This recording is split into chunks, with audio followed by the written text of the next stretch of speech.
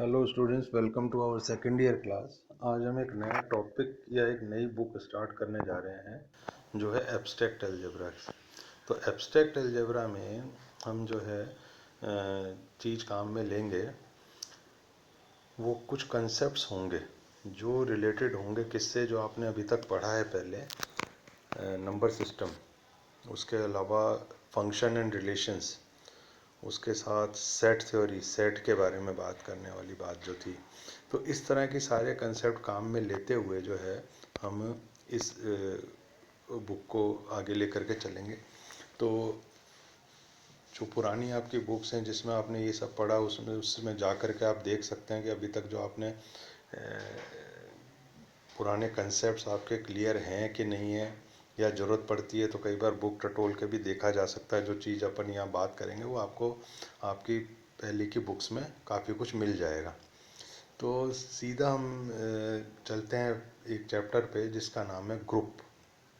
तो ग्रुप क्या होता है, ग्रुप क्या होता है, ये समझने से पहले हमको ये कुछ इससे रिलेटेड जो डेफिनेशंस हैं उसके बारे में हम बात करेंगे कि क्या डेफिनेशंस हैं उसमें। तो ये है द्विचर संक्रिया, द्विआधारी संक्रिया, बाइनरी ऑपरेशन या बाइनरी कॉम्पोजिशन। तो क्या होता है ये? तो सबसे पहले तो ये वाली चीज़ क्लियर कर दूं कि जहाँ पर भी बात होगी द्विचर संक्रिया या द्विआधारी संक्रिया की, वहाँ मैं वर्ड काम में लूँगा बाइनरी ऑपरेशन। ठीक है, तो ये वाला वर्ड जो है इस, और बाइनरी कंपोजिशन थोड़ा सा अलग बोलने में आएगा। तो मेरा रहता है जोर किस पे, बाइनरी ऑपरेशन। मैं बाइनरी ऑपरेशन कहूँगा तो आप समझेंगे कि मैं इसी तीन जो अलग अलग नाम है इसमें से एक नाम यूज़ करके बात कर रहा हूँ। ठीक है, तो अब इसमें क्या होता है कि सबसे पहले ये कहता है कि माना एक अरिक्त समुच्चय है।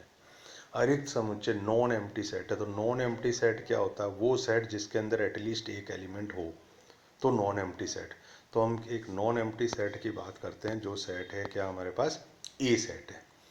तो ए क्रॉस ए अगर लिखा जाता है, तो ए क्रॉस ए जब भी लिखा जाएगा, एक एक चीज़ आप समझते चलना जो मैं एक्सप्लेन कर रहा हूँ। अगर बीच में क्रॉस का साइन आ रहा है, ए क्रॉस ए लिखा है, डेट मीन्स हम ऑर्डर्ड पेयर की बात कर रहे हैं। तो ए क्रॉस ए एक चीज़ हो गई जिसके बारे में मैंने बताया तुम्हारे को। दूसरा वर्ड मैंने नाम लिया ऑर्डर्ड पेयर, जिसको आप हिंदी में क्रमित युग्म भी बोलते हैं।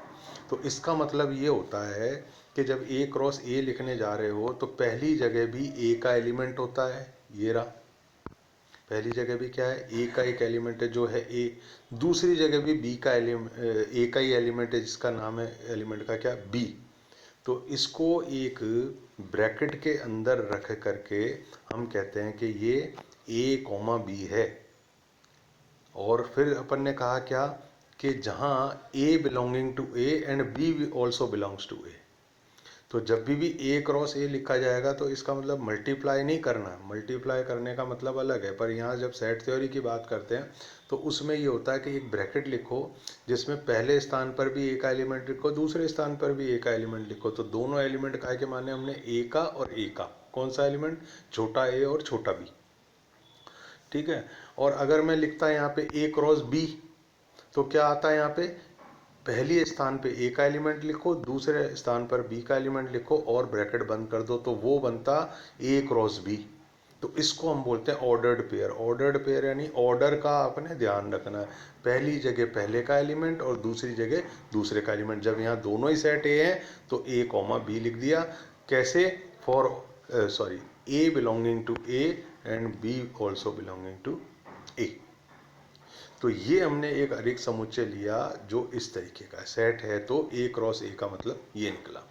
अब आगे चलें तो क्या होता है कि यदि एफ एक फंक्शन है जो ए क्रॉस ए से ए में जा रहा है, तो ए क्रॉस से ए में जा रहा है, इसको भी अभी अपन एक एक चीज़ इस तरीके से समझते चलेंगे कि आगे जब हम बढ़े हैं तो हमारे को जो है इस चीज़ को समझ में प्रॉब्लम ना आए। चाहे हम अभी एक पेज ही एक्सप्लेन करेंगे, पर उसको भी कोशिश करेंगे कि बेहतरीन तरीके से एक्सप्लेन करें, ताकि ए क्रॉस ए का क्या मतलब है, ए में जा रहा है, प्रतिचित्रण है तो क्या मतलब है, ये सब चीज़ें आप समझते चलें। तो ए क्रॉस ए जब हमने निकाला, यानी पहली जगह हमने ए का एलिमेंट रखा, दूसरी जगह भी हमने बी का एलिमेंट लिखा। तो यदि एक फंक्शन ऐसा है जो ए क्रॉस ए से ए में जा रहा है, ठीक है, तो एफ समुच्चय ए में, तो एफ समुच्चय ए में बाइनरी ऑपरेशन यानी द्विचर संक्रिया कहलाता है। तो मतलब क्या निकला इसका? मतलब अब आपको मैं उदाहरण में समझाता हूँ, ज़्यादा अच्छा समझ में आएगा, फिर अपन दोबारा इस डेफिनेशन पे आएंगे। तो उदाहरण देखें क्या है ये। उदाहरण ये है, ये वाला, सभी पूर्णांकों के समुच्चय z में द्विचर संक्रिया है। कौन सी संक्रिया? योग संक्रिया। पूर्णांक क्या होते हैं? z का सेट। z क्या होता है? 0 +-1 +-2 +-3 एंड सो ऑन आगे तक। तो अब आप देखो कि उनमें से जो z सेट है, जिसको मैंने अभी बोला 0 +-1 +-2 सो ऑन, इसमें से कोई भी दो एलिमेंट आप उठा लो z में से। दोनों एलिमेंट, कोई से भी दो एलिमेंट उठा के अगर उनको हम जोड़ते हैं तो दोबारा जो नया एलिमेंट बनता है वो हमेशा z सेट का एलिमेंट होता है। समझ में आई बात? मैंने क्या कहा, जो सेट ऑफ इंटीजर्स है उसमें से कोई से भी दो इंटीजर्स उठा लो और उनको आपने क्या करना है? ऐड करना है। तो नया जो सेट, नया जो एलिमेंट मिलेगा आपको, वो दोबारा वही एलिमेंट मिलेगा जो कहीं ना कहीं उस सेट z के अंदर प्रेजेंट है। तो इसका मतलब क्या हुआ? हमने कहा कि जो प्लस संक्रिया है, योग संक्रिया जो है ये वाली, पूर्णांकों के समुच्चय z में द्विचर संक्रिया है। समझ में आई बात? तो इस एग्जाम्पल में देखो, अब ये आगे बढ़ता है, पूर्णांकों का योग पूर्णांक होता है, ये पता ही है अपने को। तो अगर हमने ये कहा कि एक एलिमेंट a लिया, दूसरा एलिमेंट b लिया, किस में से लिया? सेट ऑफ इंटीजर्स z में से, और उसके बीच में संक्रिया क्या लगाई? प्लस। क्या संक्रिया लगाई? एडिशन। एडिशन की संक्रिया अगर लगाई हमने, दो एलिमेंट लिए सेट z के, तो जो नया एलिमेंट a प्लस बी मिलेगा, a प्लस बी का जो आंसर मिलेगा वो फिर से सेट किस में होगा? z में। और ये वाला जो v के अंदर क्रॉस करा हुआ ये साइन होता है फॉर ऑल, सभी के लिए। तो क्या बोला इसमें कि a plus B is the element of z for all a b belonging to z। a plus B का जोड़ जो है z में ही आएगा फॉर ऑल, यानी कोई सा भी ले लो, क्या? a और b जो कि z में हो। तो ये बन जाती है क्या? द्विआधारी संक्रिया या बाइनरी ऑपरेशन। और इसको एक नाम और दिया है, संवृत्त, क्लोज्ड। अब ये बाइनरी ऑपरेशन कह लें, बाइनरी कंपोजिशन कह लें, द्विआधारी संक्रिया कह लें, द्विचरी संक्रिया कह लें, कुछ भी कह लें, और हम कह दें कि सेट इज क्लोज्ड, ये वाला सेट इज क्लोज। तो ये पांचों चीजें एक ही चीज को डिनोट कर रही हैं। तो हम कह देंगे कि जो सेट z है वो क्लोज्ड है, संवृत है, किसके लिए? एडिशन ऑफ इंटीजर्स के लिए। तो ये जो प्लस है ये बाइनरी ऑपरेशन बन जाएगा, किसके लिए? सेट z के लिए। तो अब ये वाली चीज समझ में आ जाएगी कि हमने स्टार एक ऑपरेशन डिफाइन करा। स्टार क्या हो सकता है? प्लस हो सकता है, गुणा हो सकता है, भाग हो सकता है, या कोई और ऑपरेशन, दो का कॉम्बिनेशन हो सकता है, प्लस और माइनस का, प्लस और भाग का, कोई भी कॉम्बिनेशन हो सकता है।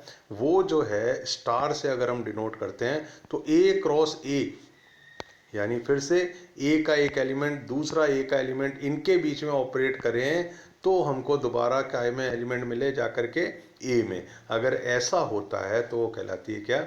द्विआधारी संक्रिया। तो ये जो है, अब डेफिनेशन क्या बनी बाइनरी ऑपरेशन की? ये बनी कि let A B belonging to A. A और बी जो है किस में है? ए और बी किस में से लिए हमने? ए में से। और यदि हम कह रहे हैं कि स्टार जो है बाइनरी ऑपरेशन है, तो हम क्या करें? ए और बी के बीच में अगर स्टार लगा दें, ये वाला स्टार लगा दें, यानी ऑपरेट कर दें ए और बी को साथ में, तो अगर नया एलिमेंट ए के अंदर आ जाता है, जो नया एलिमेंट भी बनता है वो भी अगर ए का एलिमेंट बन जाता है, तो हम कहते हैं कि स्टार जो है बाइनरी ऑपरेशन है। तो ये जो डेफिनेशन है ये बाइनरी ऑपरेशन की। और ग्रुप में जब जब हम बात करेंगे तो सबसे पहला जो चीज़ आएगी कि whether the operation is binary और नॉट, ऑपरेशन बाइनरी है या नहीं है, सबसे पहले ये वाली बात आएगी। तो फिर एक बार समझाते हैं कि बाइनरी ऑपरेशन क्या होता है। बाइनरी ऑपरेशन ये होता है कि एक सेट हमने ए ले लिया कोई सा, उसका एक एलिमेंट हमने ए लिया, दूसरा एलिमेंट हमने बी लिया, कोई भी सेट हमने ए लिया उसके अंदर दो एलिमेंट लिए ए और बी, एक ऑपरेशन स्टार जो है इसको हम बाइनरी ऑपरेशन कहेंगे यदि ऐसा हो कि स्टार ऑपरेट किया जाए दो अलग अलग एलिमेंट जो हमने ए और बी चूज़ करें, और अगर एक नया एलिमेंट मिलता है हमको और वो एलिमेंट दोबारा ए का एलिमेंट होता है, ए में प्रेजेंट होता है, तो इस स्टार को हम क्या कहते हैं, it is a binary operation for the set ई। अब आगे देखें, यहाँ पर आए कि विभाजन संक्रिया Z में द्विचर संक्रिया नहीं है। विभाजन यानी जो डिवीज़न है नंबर्स का, वो बाइनरी ऑपरेशन Z में नहीं है। यानी अगर हम भाग की, जैसे हमने अभी योग की बात करी, तो ये तो बाइनरी ऑपरेशन था किस सेट में, Z में, क्योंकि दो एलिमेंट जो Z के लिए जाते हैं उनका जोड़ काय में आ जाता है, दोबारा से Z में आ जाता है, तो योग तो बाइनरी ऑपरेशन हो गया। परंतु अब ये अगले एग्जाम्पल में कहता है विभाजन जो है, डिवीज़न जो है, that is not a binary operation in set Z। क्यों साहब, दो एलिमेंट लिए हमने 3 और 4, और हमने इसके बीच में क्या करा, डिवीज़न का साइन लगाया, तो 3/4 जो है Z का एलिमेंट नहीं है। यानी एक जो नया एलिमेंट 3/4 मिलेगा हमको, वो कहीं भी Z में बिलोंग नहीं करेगा, क्योंकि Z में तो सारे एलिमेंट ही वो हैं जो जिनको पूर्णांक होना है। ठीक है, तो मतलब ये निकला कि Z जो है, ये जो 3/4 है वो Z का एलिमेंट नहीं है, जबकि 3 अलग से Z का एलिमेंट था, 4 अलग से Z का एलिमेंट था, पर 3/4 क्योंकि संक्रिया क्या लगाई हमने, भाग की, विभाजन की संक्रिया लगाई, तो नया एलिमेंट 3/4 जो मिला वो Z को बिलोंग नहीं कर रहा। इसलिए हम कहेंगे कि भाग जो है बाइनरी ऑपरेशन नहीं है, किसमें, सेट ऑफ इंटीजर्स में। तो ये कुछ जो है बाइनरी ऑपरेशन के बारे में बात है। उसके बाद आगे चलें अपन, तो आगे आता है बीजीय स्ट्रक्चर, एल्जेब्राइक स्ट्रक्चर। तो परिभाषा कैसे दी जाती है इसकी, एक या एक से अधिक द्विचर संक्रियाओं वाला कोई एक अरिक्त समुच्चय ए बीजीय पद्धति कहलाता है। अब फिर इसमें वो वाली बात मैं आपको बता दूं कि बीजीय पद्धति मैं यूज़ नहीं करूँगा, मैं एल्जेब्राइक स्ट्रक्चर वर्ड यूज़ करूँगा हमेशा। तो एल्जेब्राइक स्ट्रक्चर क्या होता है, एल्जेब्राइक स्ट्रक्चर ये होता है कि एक या एक से अधिक द्विचर संक्रिया, हमने एक कोई भी सेट ये लिया हमने, मानो यहाँ पे जी दिख रहा होगा आपको, जी लिया, अगर इसके अंदर एक से अधिक क्या है, बाइनरी ऑपरेशन है, तो वो कह रहेगा एल्जेब्राइक स्ट्रक्चर। सिंपल डेफिनेशन है, कुछ भी नहीं है इसमें। बाइनरी ऑपरेशन हमने पहले डिफाइन करके देख लिया क्या होता है बाइनरी ऑपरेशन। अब हम क्या करते हैं कि कोई भी जो है एक सेट ऐसा लेते हैं जिसके अंदर एक से अधिक बाइनरी ऑपरेशन हो, तो वो कहलाया जाएगा एल्जेब्रिक स्ट्रक्चर कहलाया जाएगा। अब जैसे एक एग्जांपल के लिए इसमें जो है आपको दे रखा है ये आर प्लस एंड डॉट, ये आर प्लस डॉट, तो ये आर प्लस डॉट जो है आपका, ये कहलाएगा आपका क्या, बाइनरी, ये एल्जेब्राइक स्ट्रक्चर कहलाएगा। इसको हम बोलेंगे क्या, ये एल्जेब्राइक स्ट्रक्चर है। ठीक है, उसके बाद आगे चलें तो अगला आता है बीजीय पद्धति के अध्ययन का ग्रुपॉइड। तो ग्रुपॉइड क्या होता है, ग्रुपॉइड पर ध्यान दें कि ग्रुपॉइड क्या होता है। परिभाषा ये कि एक बीजीय पद्धति जी स्टार, यानी एक एल्जेब्राइक स्ट्रक्चर, इसको नाम क्या हमने दिया, जी स्टार, जहाँ जी एक अरिक्त समुच्चय है तथा स्टार उस पर द्विचर संक्रिया है, को ग्रुपॉइड कहते हैं। तो परिभाषा क्या निकल के आई कि एक बीजीय पद्धति, एक एल्जेब्राइक स्ट्रक्चर जहाँ जी एक अरिक्त समुच्चय है तथा स्टार उस पर द्विचर संक्रिया है, तो ग्रुपॉइड कहलाता है। तो एल्जेब्राइक स्ट्रक्चर जिसके अंदर एक बाइनरी ऑपरेशन है, एक बाइनरी ऑपरेशन है, तो उसको हम क्या कहते हैं, ग्रुपॉइड कहते हैं। फिर उसके बाद ये लूप की डेफिनेशन तो खैर इतनी इंपॉर्टेंट नहीं है, अक्सर नहीं इसमें आती है ज़्यादातर, पर हम जो है आगे की बात करें तो उसमें जो है सेमी ग्रुप की बात करते हैं। तो सेमी ग्रुप क्या होता है साहब, सेमी ग्रुप जो होता है वो होता है, मान लो जी एक अरिक्त समुच्चय जिसमें स्टार एक द्विचर संक्रिया है। ठीक है, तो इसके अंदर क्या खासियत होनी चाहिए कि एक सेमी ग्रुप क्या होता है, सेमी ग्रुप दो का कॉम्बिनेशन बनता है। पहला तो होता है कि उसके अंदर बाइनरी ऑपरेशन जरूर होना चाहिए, बाइनरी ऑपरेशन हो, साथ में क्या चीज़ हो उसके, कि एसोसिएटिव लॉ होल्ड करता हो। कौन सा लॉ एसोसिएट होल्ड करता हो, 3 अगर एलिमेंट लिए जाएं ए बी और सी, तो उसके अंदर क्या है, एसोसिएटिव लॉ अगर होल्ड करता है, एसोसिएटिव लॉ अगर होल्ड करता है तो हम उसको कहते हैं कि वो सेमी ग्रुप बन गया। उसके बाद अगला आता है मोनोइड। यदि किसी सेमी ग्रुप जी में संक्रिया का तस्मक अवयव आइडेंटिटी एलिमेंट विद्यमान हो तो उसको क्या कहते हैं? मोनोइड। तो आइडेंटिटी एलिमेंट क्या होता है? ऐसा एलिमेंट जिसको एक एलिमेंट के लेफ्ट में रख के या उस एलिमेंट के राइट में रख के ऑपरेट करें तो उस पर कोई फर्क नहीं पड़ता। तो कैसे? अगर 1 इंटू ए इंटू 1 करें तो आंसर क्या आना है? हमेशा ए ही आना है। समझे? आइडेंटिटी एलिमेंट क्या होता है? मल्टीप्लिकेशन के लिए आइडेंटिटी एलिमेंट क्या है? हमेशा 1 है, क्योंकि 1 को अगर लेफ्ट में रखें किसी एलिमेंट के या 1 को राइट में रखें किसी एलिमेंट के, आंसर क्या आना है? हमेशा ए आना है। तो आइडेंटिटी एलिमेंट क्या बन गया साहब उस केस के अंदर? आइडेंटिटी एलिमेंट बन गया आपका 1। और अगर जोड़ की बात करते हैं तो जोड़ में क्या होता है? प्लस के अंदर प्लस में होता है कि अगर आप 0 को लेफ्ट में ऐड करें या 0 को राइट में करें, आंसर दोबारा क्या आना है? ए ही आना है, यानी जो एलिमेंट है वो ही आना है। तो वो आइडेंटिटी एलिमेंट हो गया। तो कहने की बात ये रही 3 चीज कि एक तो है अलजेब्राइक स्ट्रक्चर, ऐसा सेट जी जिसमें एक से अधिक बाइनरी ऑपरेशन हो वो अलजेब्राइक स्ट्रक्चर हो जाता है। ग्रुपॉइड वो होता है जिसके अंदर एक बाइनरी ऑपरेशन होता है, उसको अपन ग्रुपॉइड बोलते हैं।